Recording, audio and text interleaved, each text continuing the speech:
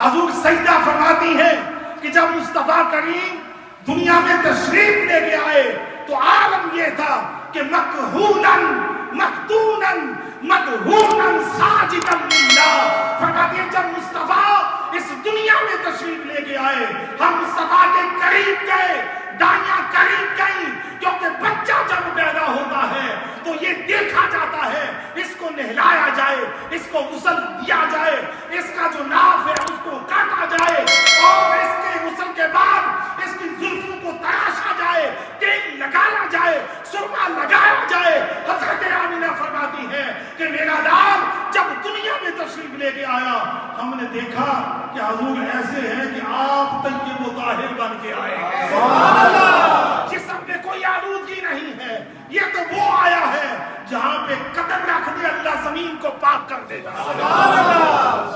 یہ تو وہ آئے ہیں. فرمایا کہ غسل شدہ مصطفیٰ اس عالم میں تشریف لے کے آئے, نور علی نور. سبحان اللہ. فرمایا ہم نے سرما لگانا چاہا, جب نزدیک جا کے دیکھا تو ہم نے دیکھا کہ قدرتی پہلے ہی سرما لگا ہوا ہے. تیل لگانا چاہا تو دیکھا کہ زلفیں پہلے ہی خوشبو اور عنبر کے ساتھ اور تیل کے ساتھ حضور علیہ السلام کی مانگ بھی نکلی ہوئی ہے. اور ہم نے دیکھا کہ ختنہ شدہ مصطفیٰ دنیا میں تشریف لے کے آئے. مصطفیٰ کی شان ہے. ناپ پوریدہ ختنہ شدہ حضور علیہ السلام اس عالم میں تشریف لے کے آئے ہیں.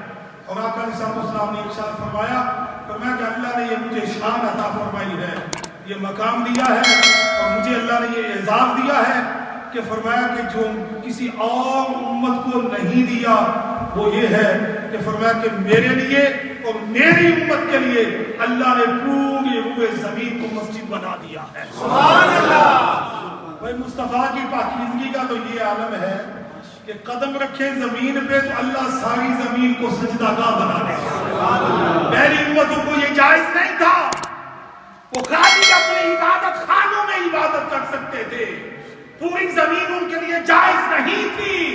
یہ مصطفیٰ کے قدم لگے ہیں, اللہ نے ساری زمین کو پاک کر دیا ہے. مصطفیٰ کے قدم رکھنے سے امت مصطفیٰ فرمایا جہاں بھی نماز کا وقت آئے بس دیکھ لو نیچے کوئی آلودگی نہ پڑی ہو, وہاں پہ سجدہ دے لو, اللہ تمہارے سجدے کو قبول فرما.